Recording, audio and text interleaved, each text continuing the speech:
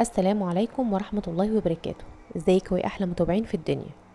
النهاردة هنعمل مع بعض صوص البيستاشيو او زبدة الفستق اللي احنا بنستخدمها في حلويات كتير، وهنعملها في البيت بأقل نسبة كمان من الفستق، وهنقول النسبة اللي نبدأ بيها ونعمل بيها كمان الزبدة معانا.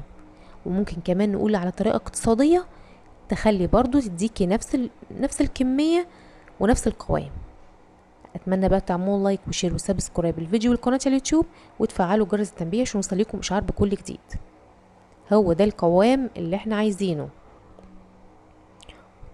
قوام جميل. وطبعا هي هتحس ان هي فيها شويه كلاكيع كده، طبعا ده لان انا كنت حطاها في التلاجة، وهقول لكم كمان نحفظها ازاي، لو حطيناها في التلاجة نعمل ايه علشان نفكها مع بعض وبرضو ترجع تاني للقوام بتاعها. انا استخدمت هنا 50 جرام من الفستق زي ما انتوا شايفين كده. فستق طبعا ما يكونش مملح، فستق بتاع الحلويات. هنحطه في صينيه كده ألمونيوم زي ما انتوا شايفين كده. انا حطيته في صينيه كبيره علشان ان انا ابدا ان انا اوزعه واعرف ان انا اتحكم فيه واهزه في الصينيه. وشغلت الشوايه بتاعه البوتاجاز زي ما انتوا شايفين كده، وحطيته على الرف الوسطاني يطلع بس الرطوبه منه. انتوا ممكن ما تعملوش الخطوه دي خالص، بس انا حطيته علشان اطلع الرطوبه منه، بس عشان لو في رطوبه تطلع منه. هنجيب بقى المطحنه بتاعتي او الكبه بتاعتي، بس شرط ان تكون ان الكبه او المطحنه نظيفه جدا، ما يكونش مضحه توابل او اي حاجه من ريحتها نفاذه، علشان طبعا ما تاثرش على الطعم بتاع الصوص بتاعي. حطيت بقى الكميه بتاعتي في المطحنه النظيفه بتاعتي. احنا قلنا معانا دلوقتي 50 جرام، هنحطها في المطحنه. طب ممكن نستغنى عن الخطوة ان احنا نعرضها للحرارة؟ ممكن تستغني عن الخطوة ديت وتعمليها في الكبة على طول او المطحنة على طول زي ما انتوا شايفين كده. هنطحنهم كويس، وطبعا احنا عارفين ان الفستق مش من انواع المكسرات اللي بتطلع زيت، فمهما تضربي فيها مش هتطلع لك زيت. طبعا طالما وقفت معايا كده هبدأ ان انا اقلب فيها. هوقف الكبة او المطحنة بتاعتي واقلب فيها وارجع اطحنها تاني. وزي ما قلت لكم لو طحنتوا فيها طول النهار الفستق مش بينزل زيت. زي ما انتوا شايفين كده طحنتها حوالي مرتين وهي بالشكل والقوام دوت. ليه؟ لان كان الفستق دافي شويه. فطبعا الطحنه مش هتفرق معانا في الخطوات اللي احنا هنعملها. ادي الكميه اللي انا عاملاها. طيب ايه الخطوه اللي بعد كده؟ هيبقى معايا 150 جرام من الشوكولاته البيضاء، وعليهم معلقه صغيره من الزبده او معلقه صغيره من السمنه البلدي. هي حاجه طبعا تدي طعم كويس. ومعايا معلقتين كبار كمان من الزيت، وممكن كمان تحطي كميه زيت اكتر من كده شويه، ممكن تحطي 3 معالق على حسب انت عايزه القوام تقيل ولا خفيف.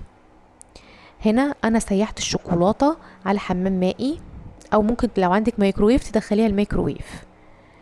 انا حطيت ميه سخنه تحت في الكسرولة اللي تحت ديت، وحطيت الطبق فوقها، وطبعا الطبق ما يكونش ملامس من الميه السخنه اللي تحت. وابتديت ان انا اقلب في الشوكولاته يمين وشمال لغايه ما ساحت مني. طبعا البطل اللي احنا نستخدمه معانا برضو غير المطحنه هنستخدم الاسباتيولا السيليكون. ليه؟ لانها هعرف ان انا انضف بيها الطبق كويس، ما هقدرش المكونات بتاعتي. جبت المطحنه اللي انا طحنه فيها الفستق وحطيت فيها الشوكولاته البيضاء زي ما انتوا شايفين كده، وهبدا ان انا اطحن الاتنين سوا. الشوكولاته البيضاء حط عليها معلقتين كبار من الزيت، وحط عليها معلقه صغيره من السمنه البلدي. طيب السمنه البلدي انا بفضلها، او السمنه عموما انا بفضلها لانها بتبقى بتحفظ الصوص لفتره طويله، اما الزبده بيبقى داخلها حليب فما بتحفظش الصوص لفتره طويله يعني. شايفين القوام طبعا تحفه جدا، واللي فيها دوت القشر بتاع الفستق. طيب احنا قلنا ان احنا هنعمل الفستق بكمية اقل. ممكن استخدم كمية من اول قد ايه؟ من اول 25 جرام. ممكن تستخدمي كمية من اول 25 جرام وتمشي بالخطوات اللي احنا مشينا بيها دي. وممكن نستخدم 25 جرام وممكن نزود بقية الكمية سوداني عادي، بس هنحط حبة صغيرين خالص من قصنص الفستق او ريحة الفستق.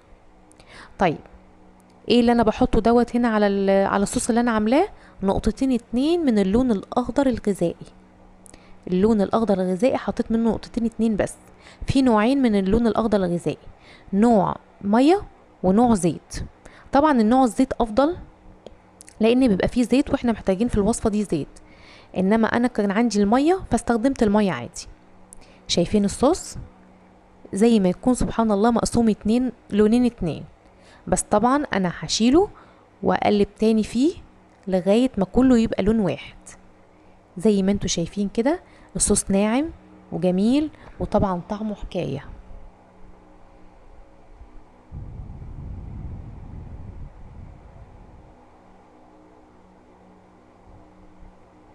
هنا بقى عندي برطمان منضفاه كويس وغسلاه كويس، وطبعا يكون ناشف تماما قبل ما احفظ فيه الصوص.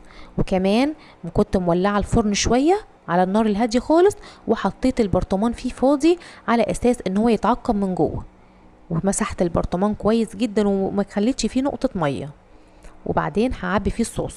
وطبعا البرطمانات دي انا بحبها لانها بتبقى محكمه الغلق قوي، بتحفظ الحاجه ما بتخليهاش هوا، فبالتالي ما بيحصلهاش ما بتدخلهاش اي بكتيريا ولا اي حاجه تبوظها. غير طبعا احنا حاطين المواد الحفظ بتاعنا زي الزيت وزي السمنه، فهتحفظها برضو حتى لو سبتيها بره التلاجة.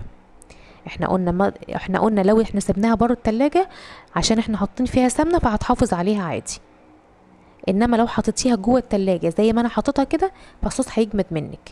زي ما انتوا شايفين كده انا كنت بتكلكوا عليه عشان اعرفكم ان هو كان جامد. طب عملت ايه عشان افكه؟ واتعمدت ان انا احطها في التلاجة عشان اعرفكم نعمل ايه.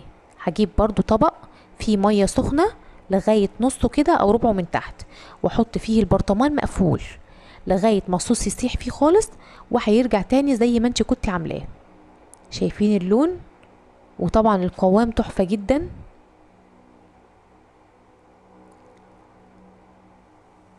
طبعا لونه رهيب وقوامه رهيب وطعمه تحفه، وبتستخدميه في الحلويات. طبعا لو جيتي اشتريتيه من بره سعره غالي.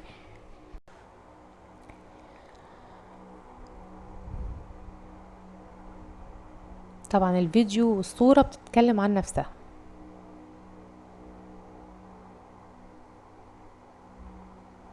ده القوام بعد ما حطيته في الميه السخنه. طبعا زي ما قلت لكم حطيت البرطمان وهو مقفول في الطبق في ميه سخنه لغايه ربع البرطمان كده لغايه ما سح خالص. وبعدين قلبته زي ما انتم شايفين، بس ما كانش سح خالص قوي يعني لان كان فيه لسه تكتلات كده، بس هو الصوص تقيل معايا وكويس. عايزه تخففيه زي ما قلت لك كتري كميه الزيت شويه. قوام وطعم وريحه كويس جدا.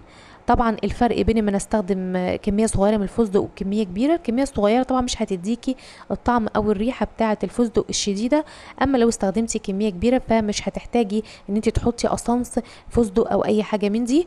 وفي كلتا الحالتين هو هيبقى كويس. اتمنى يكون الفيديو عجبكم وتعملوا لايك وشير وسبسكرايب، والسلام عليكم ورحمه الله وبركاته.